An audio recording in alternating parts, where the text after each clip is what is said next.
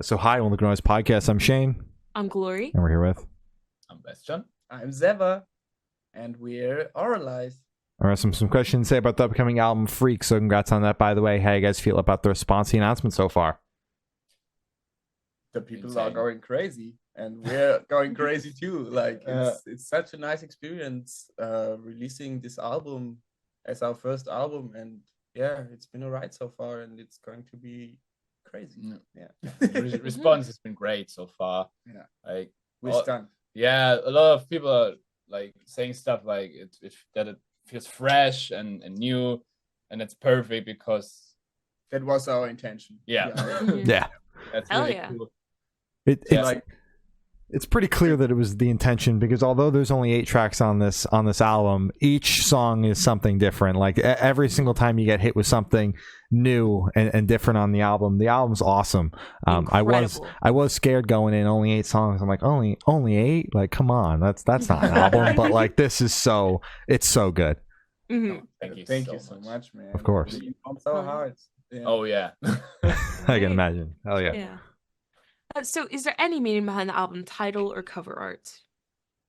I would say the meaning behind Freaks is just like being who you are, stay true to yourself and fuck conventions. Nothing is normal, nothing is right or wrong. Mm-hmm. Yeah, don't judge anyone by its cover, I would say. And yeah, it's just like go crazy, live your life and do whatever the fuck you want to do. Yeah. Yeah. All right. Hell yeah. Hell yeah. Love that. And any meaning behind the cover art, there's a lot of colors going on, so I'm dying to know. They tried to create a really aesthetic, retro, futuristic look, I'd say. That's the thing. And we wanted to like incorporate these 3D models because we really love this 3D style. Yeah. And also the visualizers are like moving and stuff like that. So when you're going to listen to a music on Spotify or something like that, the canvases are also the moving like 3D things. And yeah, that was like our thing for this album. Yeah. All right. Yeah. So the album, the art is just part of like the visual aspect of your entire release rollout. Yeah. I think you also like hearing music totally different when the cover looks different, because it has more in common or a deeper connection than you think. Mm-hmm. Yeah. I do love when artists like will tie in the cover art to everything, because like obviously like you would think that that's just what you would do, like it's just part of your visual part for the record, but then there's some artists where it's just like, I like the picture and it just so happened that it all worked out and it actually has no meaning. So I appreciate that, you know. So can you tell us a little bit about your writing process for the album? Someone comes up with the riff and then we're like building the song. We're trying to like see the song as a whole. And not to like concentrate on like one part or something like in depth, of course, but the whole song structure has to flow and to like fly and to tell a story, I would say. And that's the thing we were practicing with this album. As our first album, we really learned much from it, coming to songwriting and stuff like that. Yeah. And I would say you can really hear our progression in songwriting from Freaks to the other songs and stuff like that, because Freaks was our first song we put out.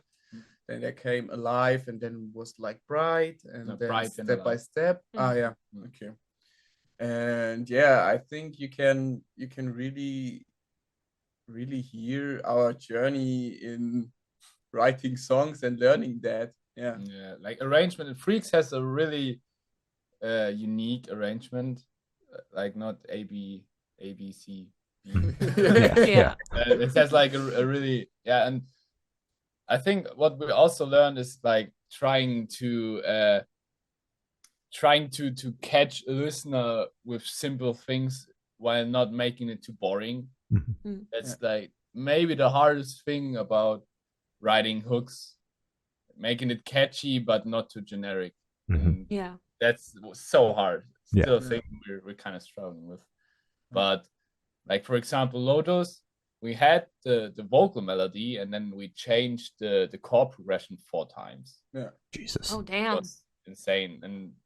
But I think it's kind of sometimes it can be a really annoying process, but it's really it's rewarding. It's pretty rewarding. But also sometimes it's like flowing like nothing. It's like very, very flowy. Yeah. A good thing is that all of us can play drums and guitar, and the communication when it comes to writing parts on its own is really clear, and not much words. Yeah, you're not coming to the drummer being like, I got the boom ta, and that's all I got. That's all I got. And you got to make sense of that. Like, Can Gotcha. you do like a?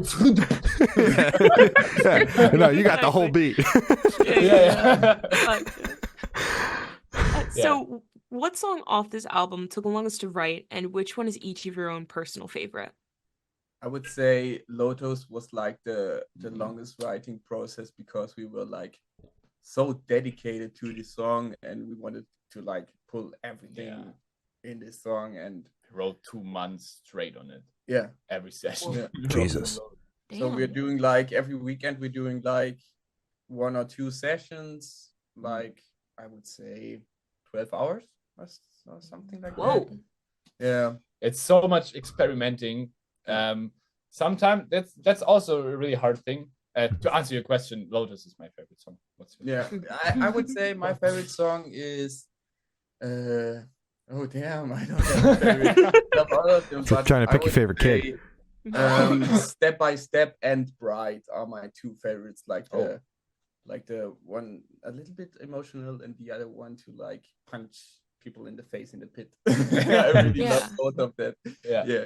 My goodness. So when you're kind of working on a song and it's taking a little bit longer than usual, how do you know when you're not like forcing it and when you're kind of like forcing a song to come out? Do they usually take like full 12-hour sessions to kind of get out, or is it usually like months? Yeah, it can get to the point where it gets like really frustrating, and sometimes we can have a whole structure in 3 hours, and sometimes we are 10 hours and we're just taking ourselves up the and that's also a hard point in the songwriting process, because when you're listening a lot to the same, you're kind of getting used to it, and when you change it, it's weird. And sometimes something is better, or maybe a little bit better, when it's gotta be changed, and sometimes it shouldn't be changed. It just hurt too often. And it's insanely hard to find that point where you can say, this is good, we just gonna leave that. So who usually makes that call? Is it kind of like voting, where it's like, yeah, we should make that change? Or is it kind of just like one person who's like, guys, I think it would be better if we just left it? Oh, I would say it's the overall mood. We're just like our guitarist is always skeptic. Like his opinion is always like, oh, it's not good enough. It's not good enough. Oh my goodness. But then, when he wrote that higher main riff, we all were like, holy shit, that's great. He was like, no, it's not recorded. Oh my goodness.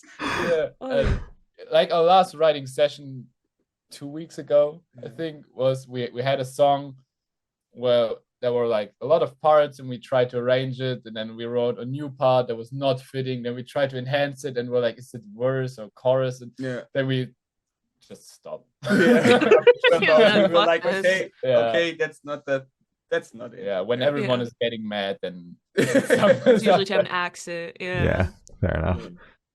So how'd the track list for the album come about? Did you guys write the opener be the opener, closer be the closer? Did you shuffle around and see what fits? What was that process like?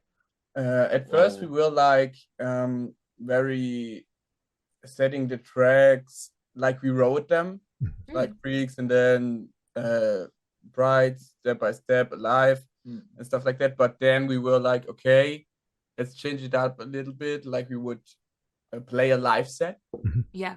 and that really fitted our taste. Yeah, and we tried a little something, and yeah, I would say the progression now is like very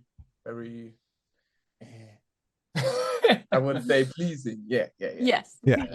Gotcha. Hell yeah. All right. Sounds like a pretty easy process. Yeah. For the first few songs, we had like not that much that much demos, and the stuff we had we were all really cool with that. The problem now with we already started writing the next album. We have so much stuff and already, and are like, what are we doing? All right. Yeah. Where'd you start? Sounds like it was a bit different from this album. Yeah, definitely. All right. Because we had like 3 unreleased songs, for example, and then picked out the best parts, and that's the song Bright now. Mhm. And that's maybe this will happen also with the next album. Yeah. Maybe we can't tell. It's I think when we released Freaks and played a few shows, then we're gonna see where the next album is going, because we also try to enhance the style we have, and maybe try a few new things. Yeah, the next album is going to be so crazy, man. Like, Wild. like very Everything. very crazy shit. Everything. Yeah. Everything at once. More groovy. Yeah. All right. More groovy, Hell yeah. Sounds good. Hell yeah. Yeah. So would you guys be able to tell us where your headspace is at while you're creating this record? Like spaces in what sense? You mean like where we find our like gates or something? Inspiration?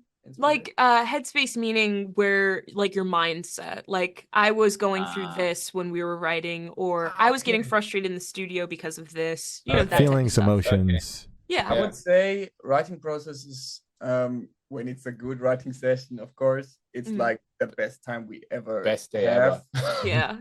We're just doing it like we love it, and we're just chilling together and doing the shit we love, and it's like the highlight of the week, I would say, for me at least. And usually we're just experimenting, and it's so fun. But also with me writing lyrics, I always like try to find something that really gets me and really touches me also. And also the big questions in life is also a very big part of the music, I would say. Like why we're here, why we're alive. Damn, this shit is so Bleak. weird. Like and everything is just weird. And that's the thing, I would say. And we're trying to implement that in our music also, like so many facets. And that's also a thing. When we started AVRALIZE, we were like, we don't want to look like angry and evil, but still making heavy music, but like trying to look as welcome as possible for also for listeners that are maybe not into metal, but seeing like this, okay, this looks cool visually, and maybe I'll check this out. And that's also the thing, because I'm actually not like this metal guy. I started like listening to metal when I was 15. Before that, I hated screaming. I hated everything about metal. So, me too. And now I'm a screamer. It's fucking crazy. The irony in that statement. And I was never the metal guy with the jeans jacket and like and like the headbanging beer chugger. Yeah, I used to listen to a lot of deathcore. Yeah, but he wasn't like the metal guy too. He just listens to brutal music. I loved it because the drums were just insane. Crazy. When I was like 13, I discovered deathcore. I saw Die Others Murder. I discovered a song from them. Was like, holy shit, I need to learn this. And then the next 5 years were just grinding deathcore every day. Exactly. Fair enough. Yeah. Hell yeah. Now I'm playing metalcore. Exactly. Yeah. I mean, you ended up in sort of that circle anyway. So yeah. Yeah. But we have to say you started with metalcore, and also myself started with metalcore. Yeah. You, Yeah. but you were very, very fast at like the heavier stuff. Yeah. And I was like hating it. I was just like listening to blues and stuff. I'm also like a blues guitarist, and yeah, metal really, really, sounded weird for me. But now I love it. Exactly. I can't live without it. Yeah. Yeah, I was the same way. Like before we started the podcast and started like reviewing music, I was very, I don't want to say like anti-metal, but it was just kind of like it hurts my ears and I can't understand what they're saying. But it's like, then I had that one gateway band where it's like, it clicked for me when I was younger.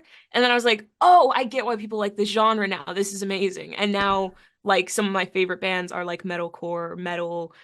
I like some deathcore bands now. So it's just crazy how just like one band or just like one song can change your perspective entirely. She also has a podcast with a metalhead that just kept forcing it down her throat to the point where she had to enjoy it at some point. I had to like it. Yeah. Oh my god.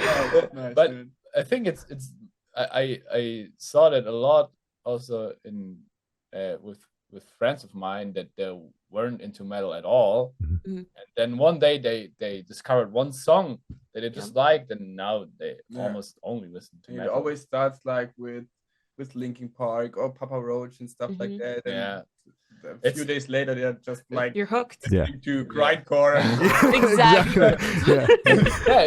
It's never you're listening to pop and now you are I love Lorna Shore. That will never happen. My girlfriend's the same way. She's like Midwest emo, pop punk, shit like that. Then all of a sudden one day she texts me, she goes, I think I like Knock Loose, and I'm like, yes. Fucking yes! It's finally happening. It's so nice, man. So how do you guys recommend your fans to listen to this album for the first time? Should do in the car with friends and talk with headphones on? Is workout album, party album? What do you guys personally recommend? Oh, alone with really good headphones, calm, and like try to flow with the music, because we as we said, we try to make really fluid songs. Yeah, and experiences, like not just like that's a song, but we want to tell a story, and a very emotional story sometimes. So I would say but also in the car with some friends going to a concert, you have to like put on higher, like very, very loud, and then the party starts, I would say. All live. I think when we're playing live, we try to show the crowd just that to have fun. Like it's hard to say, because when we're playing live, we're looking into our faces and just smiling and having fun. Just having the best time of our lives. And it's also like we're trying to create a very, very open and tolerating environment, just like everyone can feel alive and welcome and laughed also. Definitely. That's the thing we're going for. Okay, I'm changing my mind. Maybe life is the best. All right. Hell yeah. That's good. So this one should be super, super quick off the top of your heads. I want you guys to describe this album for new listeners in 3 words. 3 words each, 6 total, no more, no less. Crazy. Okay. Ambient. Ooh, okay. Oh, my English vocabularies are not good enough to express that. Like, it's feel full a word you can say in English? Feel full, like content? Oh, I don't know what content means. Oh, like satisfied. Like are you saying like feel full in like a sound aspect? Yeah, maybe a lot of emotions. That's more than one word, emotions. But emotion. Yeah, emotions. Emotions. Okay. I would say like deep, unusual, and fun. That's good. All right. Oh yeah. Well done. So in that same train of thought, is there a certain feeling or emotion you want listeners to have while going through the album? I I would say we're going for that, like everyone has like every emotion and should feel every emotion. So you're not happy if you're not like Sad. feeling sad Yeah. sometime.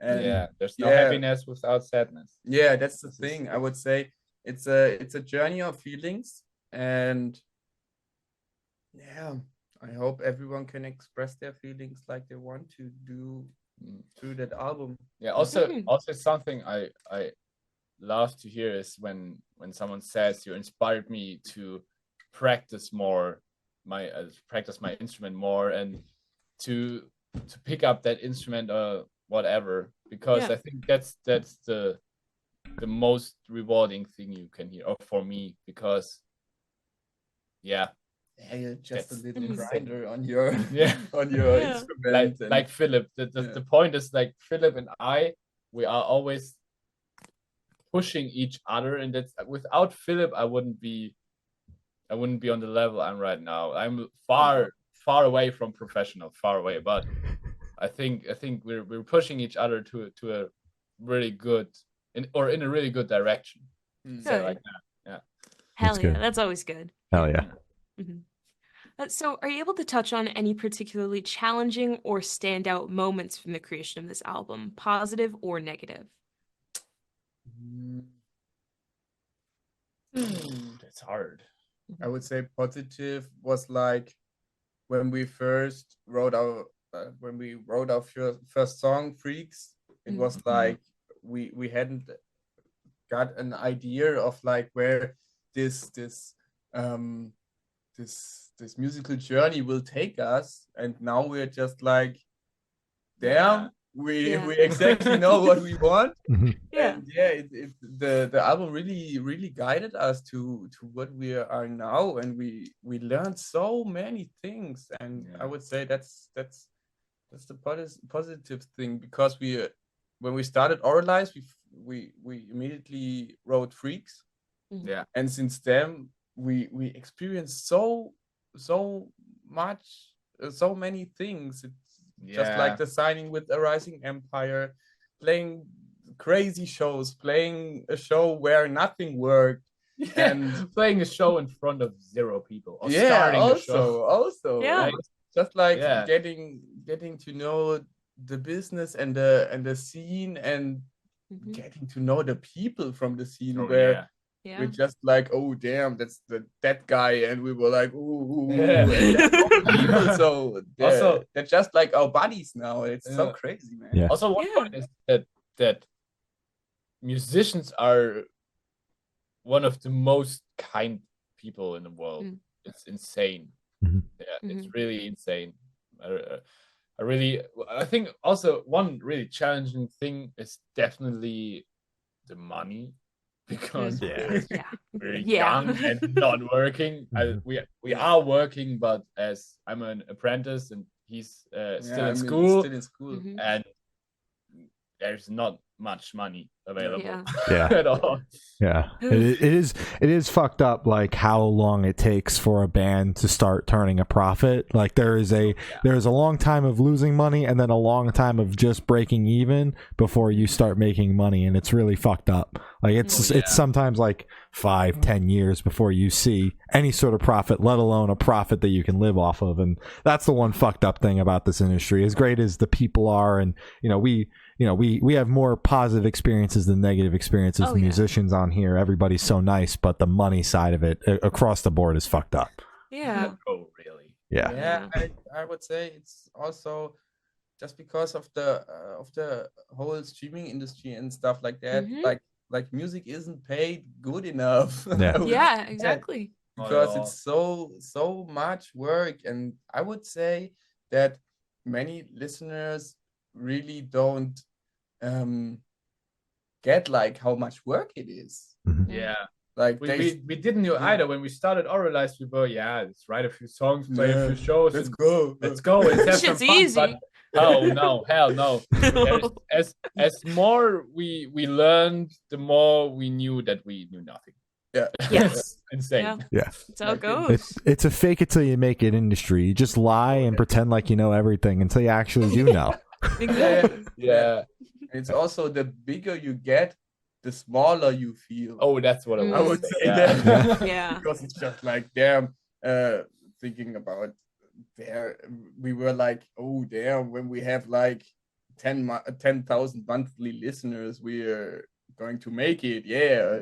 No. And now we're just No. like at 30,000, that we're like, it has to It's be fucking more. ridiculous. Yeah, you Yeah. gotta like triple it's that not 3 always times.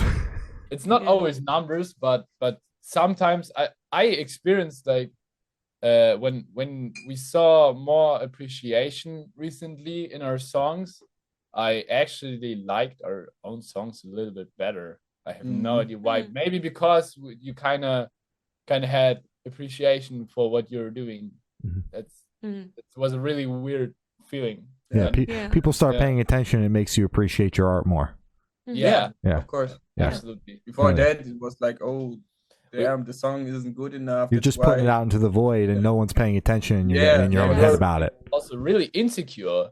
Mhm. It's Mm. because we also what we didn't knew is that it's not always about quality and how good your songs are. There's so much or so many good artists out there Yeah. that always no one knows about. It's Yeah. Exactly. insane. It's really insane. like so many aspects you have to master. Yeah, It's wild. Yeah, Yeah. for sure. Fucking crazy. It's a whole beast. Yeah. Mhm. So for this question, I want you to picture you're on tour, you're at a gas station for a rest stop. What is your snack of choice? My snack of choice would be,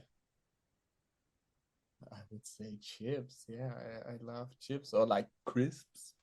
Crisps. Yeah. Okay. I don't know. What flavor crisps? I would say I really love only salt on chips. oh yeah. Okay. Oh, okay. I have been Original. fucking with like the original, just the plain salt chips Yeah, over that's here fair, as that's well. fair. But there's also one flavor in Italy. It's like lime and red peppercorns, and that shit Ooh. is so fire. That sounds It's fucking so fire. That sounds amazing. Oh my god. All right. We have lemon lime chips over here in the US. Limon is what they call them, and those fucking bang. But you add a little bit of heat to them. I don't know. But it's actually pretty insane. I was on tour on January as a session drummer, and I ate a lot of vegetables actually. And I ate more vegetables than I would eat normally when I'm at home. Maybe because I wanted to feel more refreshed. Yeah. This is really weird. I Yeah. never ate this much carrots. What the hell's going on? And also apples. Apples are Apples. so banging. Apples. Oh yeah. Oh yeah. Hell yeah. Hell yeah. And on the topic of food, if the band was a dish, what dish would the band be and why?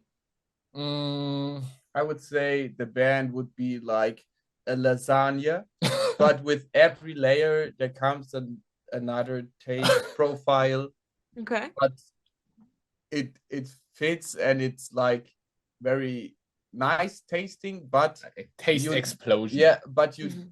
can't like say what's in it. It's like Oh. you think, oh, it's nice. lot. I like it, but it's like a lot, and just your taste buds are exploding. Yeah.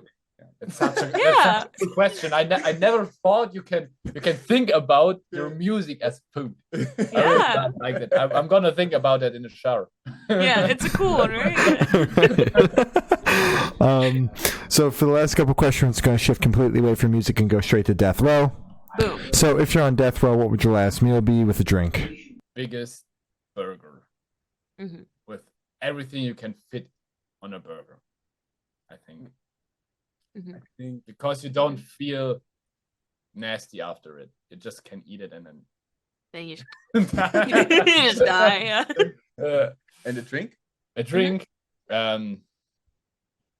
Water. I love water. Yeah. I would say I really love pasta. I would say like pasta with pesto. Do we say Ooh. pesto in English? Yeah. Mhm. I think that's my favorite dish. I eat it always. Yeah. I really like it. Those are cheap. And for a drink, I would go like apple juice and sparkling water. It's like a German thing. It's like Apfelschorle. We call it here Apfelschorle, and it's like so banging. Yeah. Oh yeah. I had to lay off the apple juice. It was getting to be too much. I'm a big apple juice Dude. guy. I'm a big apple juice guy. I was about to rot my teeth out with apple juice. I don't know. Oh, Okay. yeah, definitely. Well, yeah. So, if you could live in one fictional world for a week, where would you live? Oh. Mhm. Rick and Morty, but as Rick. Ooh. With the portal gun. Yeah, with the portal gun. Everywhere I Hell yeah. want. Exactly, yeah. No consequences for you either. You just switch fucking universes or dimensions Absolutely. if you I want. can do whatever the fuck I want. Exactly. It's a tough one. I would say like I really love Harry Potter Mhm. because being a wizard and It's dangerous. crazy shit. Yeah, I know, but I would live with it, and Yeah. I would rule it.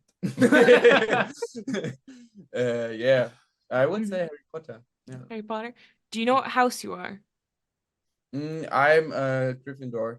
Gryffindor? Yeah. All right, that's fair. All right, sounds good. And I've not addressed the last question. Every single person that we've spoken to have said that it is the most important question. What's your favorite color? Oh.